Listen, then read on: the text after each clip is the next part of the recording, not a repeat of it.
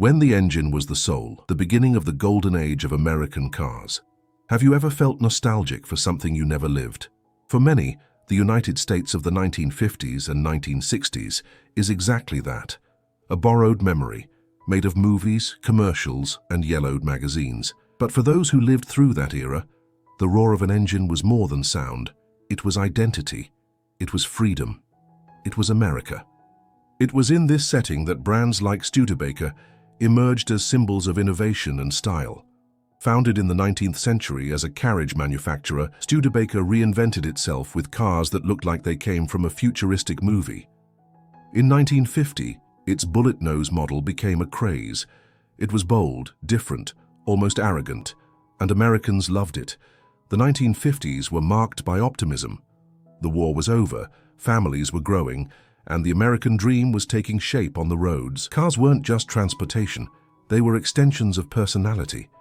Each brand had its soul, and Studebaker, with its bold design and reliable engines, seemed destined for eternity. But time has its whims. Competition increased, costs rose, and Studebaker began to lose steam. In 1966, after years of unsuccessful attempts to stay relevant, the factory closed its doors. No fanfare, no farewell, just silence.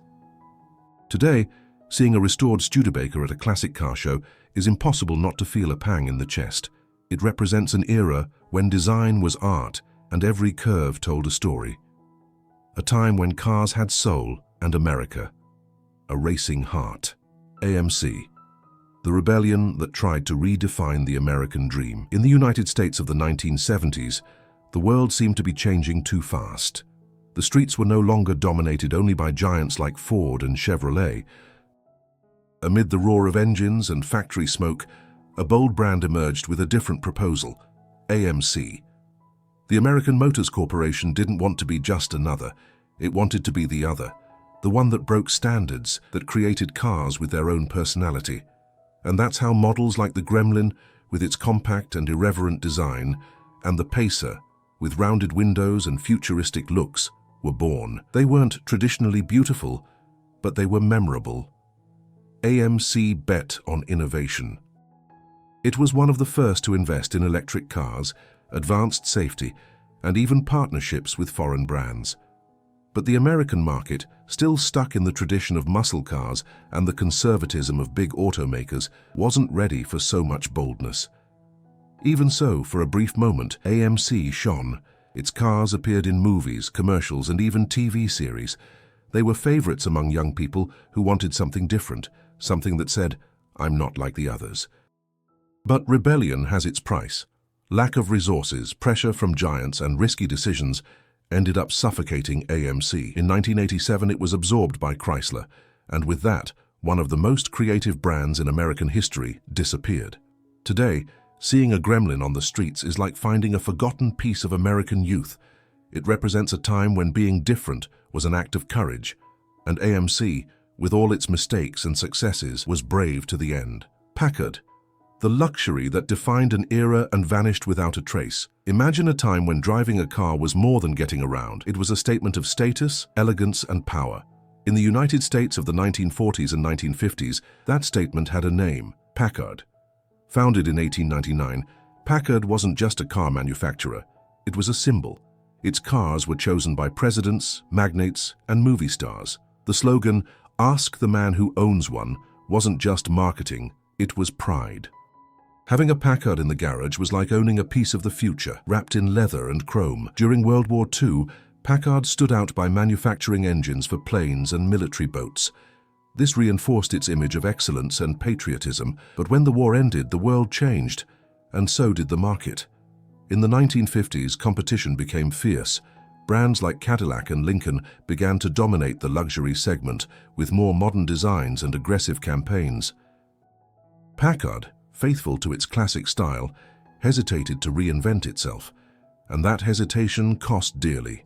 In 1954, the company merged with Studebaker in a desperate attempt to survive, but financial problems and lack of innovation accelerated the end. In 1958, the last Packard rolled off the production line. No celebration, no farewell, just the end of an era. Today, Seeing a gleaming Packard at an exhibition is like opening a window to a time when luxury was discreet but imposing.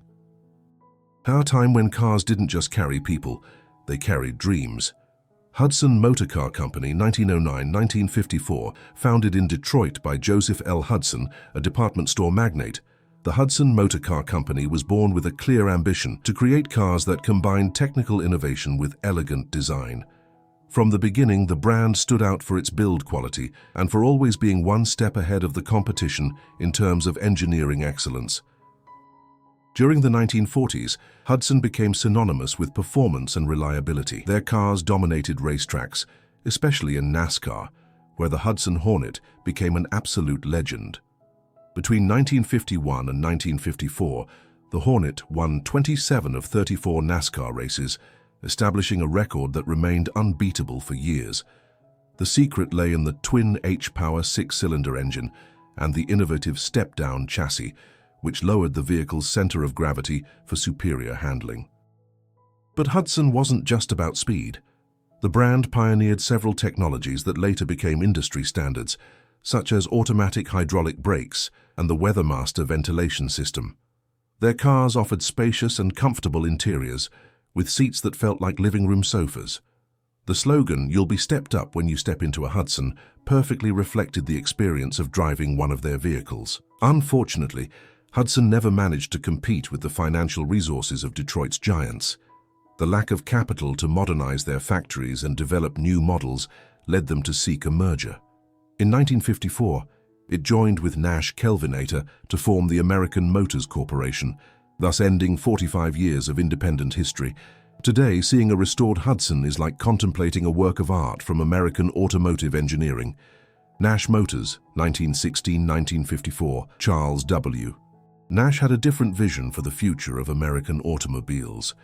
When he founded Nash Motors Company in 1916, after leaving the presidency of General Motors, he wanted to create cars that were not only affordable but also practical and innovative.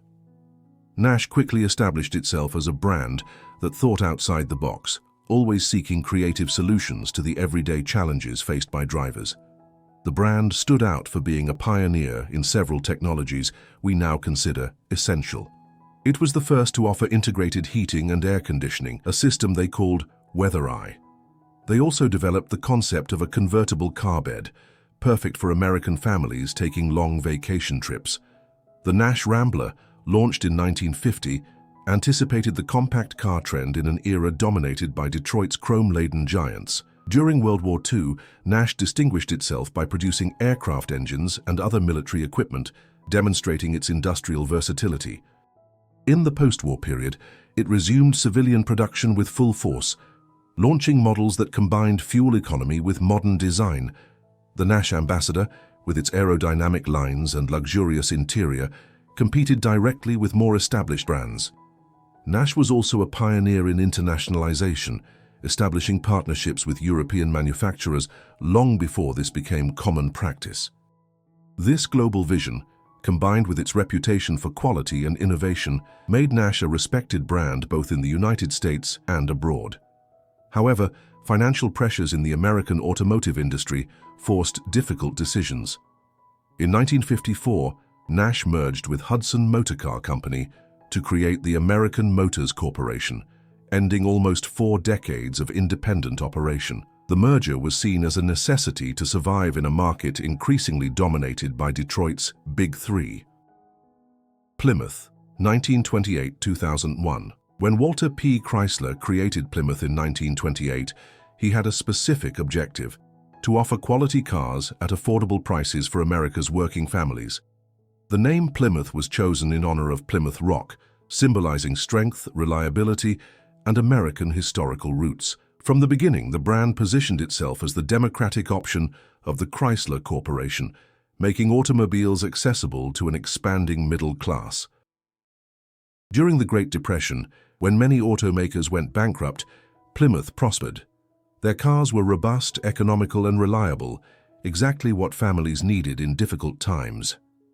The 1929 Plymouth Model U cost only $670, making it one of the cheapest new cars on the market. This aggressive pricing strategy, combined with solid quality, quickly elevated Plymouth to third place in US sales, behind only Ford and Chevrolet.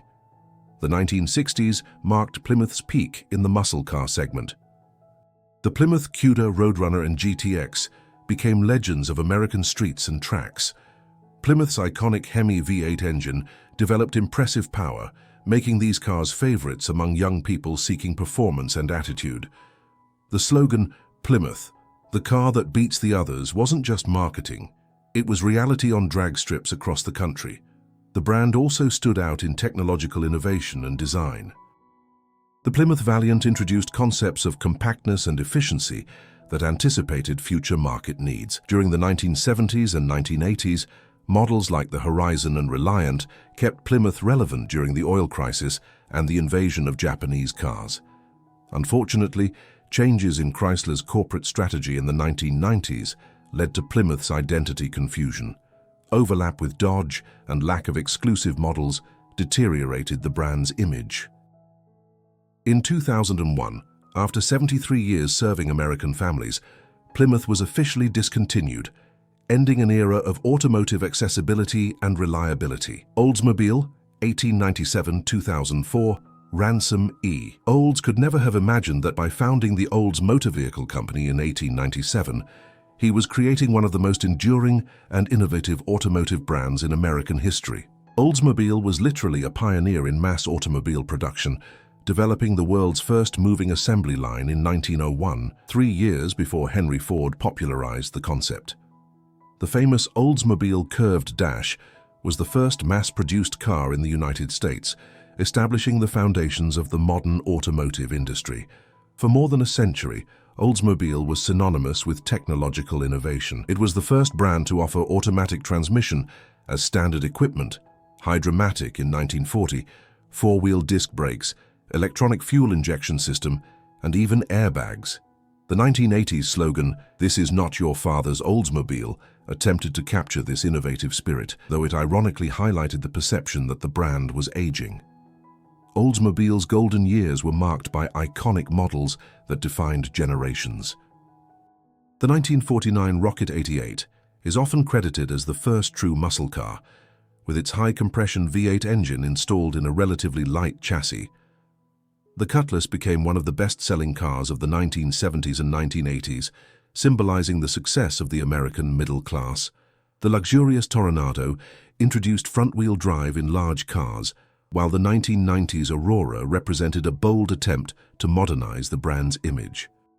Oldsmobile was also a sustainability pioneer, developing as early as the 1990s the EV1, one of the first modern electric cars. Its research in alternative fuels and energy efficiency was decades ahead of its time, anticipating environmental concerns that only became mainstream in the 21st century.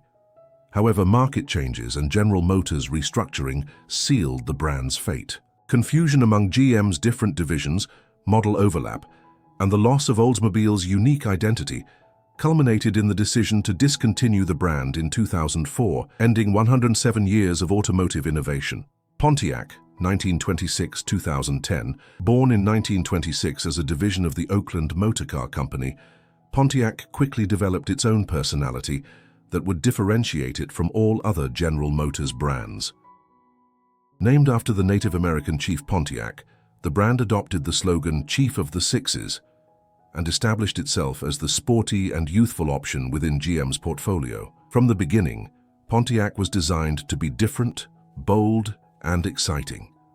The 1960s marked Pontiac's golden era, when the brand literally invented the muscle car concept with the legendary 1964 GTO. John DeLorean, then the division's chief engineer, had the revolutionary idea of installing the powerful 389 V8 engine from the Bonneville into the compact Tempest chassis. The result was a car that redefined American automotive performance. The GTO wasn't just fast, it was a declaration of youthful rebellion embodying the spirit of the 1960s in steel, leather, and burning rubber.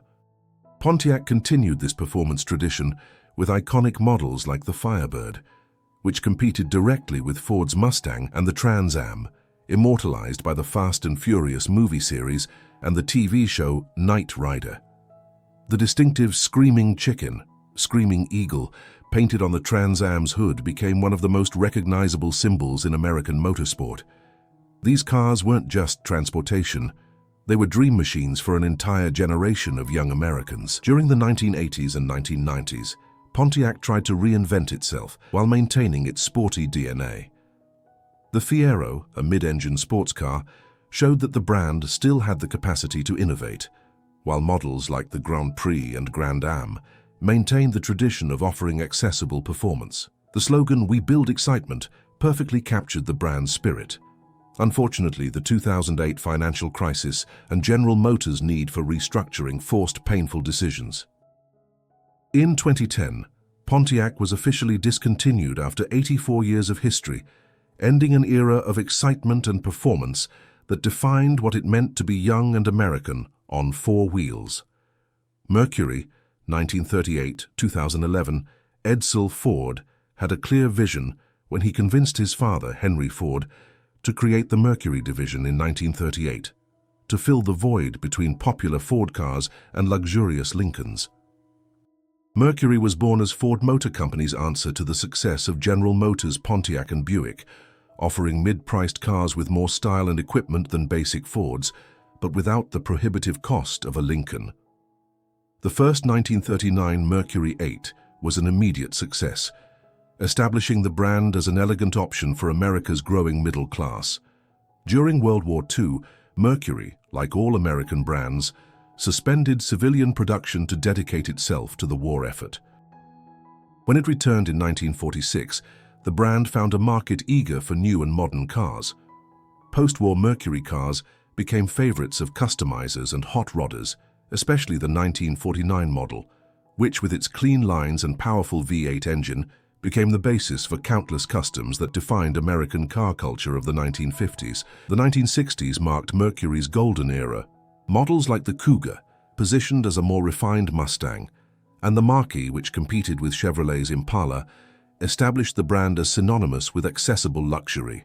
The slogan, "Mercury, the man's car," reflected a marketing strategy that targeted men who wanted something more sophisticated than a Ford, but not necessarily a Lincoln. The brand also stood out in innovation, being among the first to offer disc brakes and power steering systems as standard equipment. During the 1980s and 1990s, Mercury faced a growing identity crisis. The differentiation between Ford and Mercury became increasingly unclear, with many models being essentially Fords with different grilles and some trim details. The Sable, though technically advanced, was seen as just a more expensive Taurus. This lack of unique identity severely damaged the brand's perception among consumers. Ford attempted to revitalize Mercury in the 2000s, repositioning it as a more premium and design-oriented brand, but it was too late. With constantly declining sales and excessive overlap with other Ford brands, Mercury was officially discontinued in 2011, ending 73 years of history as Ford Motor Company's middle brand. Saturn, 1985-2010. Saturn Corporation was born from a revolutionary idea to create a completely new automotive company within General Motors to compete with Japanese cars that were conquering the American market. Launched in 1985 as a different company, Saturn had its own factory in Spring Hill, Tennessee, its own corporate culture, its own production methods, and even its own customer service philosophy. The project cost GM $5 billion and represented a bold bet on the future of the American automotive industry. What most differentiated Saturn wasn't just their cars, but their revolutionary approach to the automotive business. The company adopted a no-haggle pricing policy, eliminating traditional dealership negotiations. Salespeople were trained to be consultants, not aggressive sellers. Saturn dealerships had a relaxed atmosphere, with children's play areas and free coffee. The slogan, "A different kind of company, a different kind of car," wasn't just marketing, it was a genuine business philosophy. The first Saturn cars, launched in 1990, were specifically designed to compete with Honda and Toyota. They used polymer body panels that didn't rust or dent easily, economical and reliable engines, and offered excellent value for money. The Saturn SL quickly became popular among young consumers and women, demographics that traditionally preferred imported cars. The company organized unique events like the Homecoming in Spring Hill, where Saturn owners from across the country gathered to celebrate their brand. During the 1990s, Saturn built an extremely loyal customer base. Customer satisfaction surveys consistently placed Saturn at the top, surpassing even premium luxury brands. The company proved that it was possible for an American brand to compete effectively with the Japanese, not just in quality, but also in purchasing and ownership experience.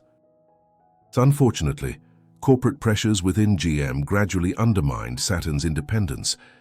In the 2000s, the brand lost its unique identity, beginning to sell rebadged versions of other GM models.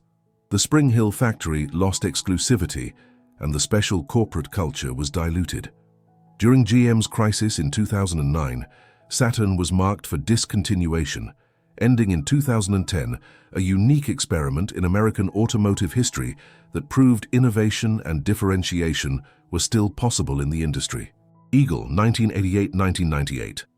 Eagle was born from an urgent strategic need for Chrysler Corporation in the late 1980s to compete in the growing segment of compact crossovers and SUVs that were gaining popularity in the United States. Created primarily to market vehicles based on platforms from Mitsubishi Motors, with which Chrysler maintained a strategic partnership, Eagle represented a bold attempt to diversify the company's portfolio and reach new market segments that the traditional Chrysler, Plymouth, and Dodge brands were unable to effectively reach.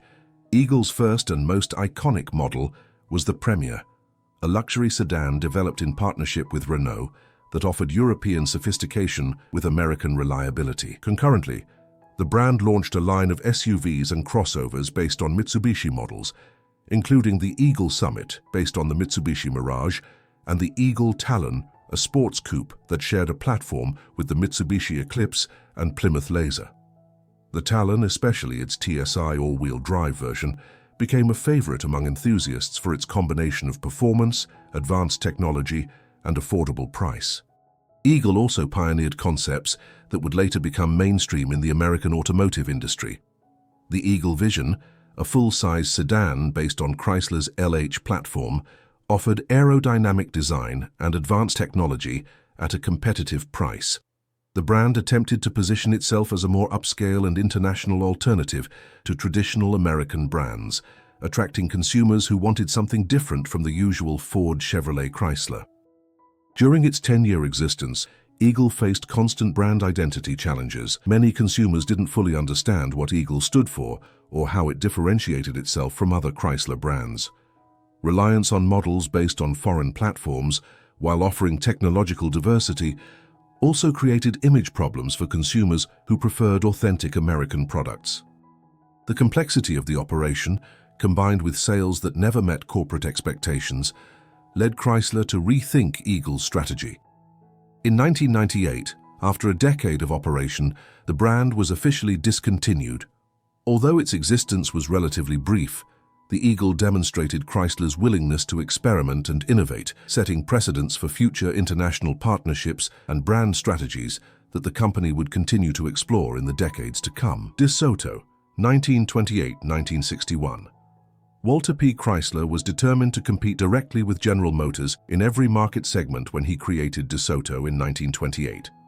Strategically positioned between the popular Plymouth and the luxurious Chrysler, DeSoto was named after Spanish explorer Hernando de Soto and created to capture the growing demand for mid-size luxury cars in the prosperous America of the late 1920s. From the beginning, the brand distinguished itself by combining elegance, technological innovation, and relative affordability, quickly establishing itself as a respectable option for professionals and upper-middle-class families.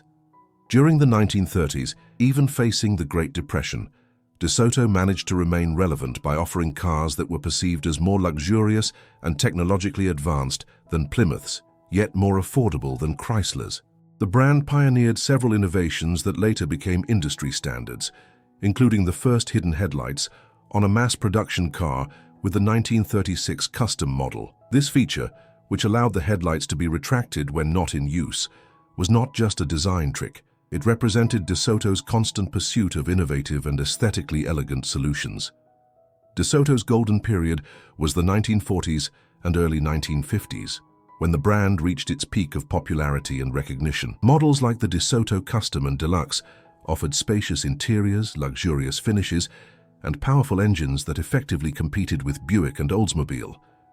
DeSoto also excelled in design, with sleek bodies that incorporated the aerodynamic trends of the time, while maintaining a distinctive visual identity that included elaborate chrome grilles and sophisticated trim details. During the 1950s, DeSoto attempted to reinvent itself to maintain relevance in an increasingly competitive market. The brand introduced the Firedome V8 engine, which offered impressive performance and established DeSoto as a credible option in the emerging muscle car market. Models like the Adventurer, with its distinctive rear fins and elaborate chrome accents, perfectly captured the optimistic and flamboyant spirit of the decade. Unfortunately, changes in the market and Chrysler's corporate strategy rendered DeSoto redundant. The growing overlap with Dodge and Chrysler, combined with the high operating costs of maintaining a separate brand, led to the decision to discontinue DeSoto in 1961. After 33 years of offering affordable luxury and technological innovation, the brand ceased operations, leaving a legacy of elegance and sophistication that influenced American automotive design for decades.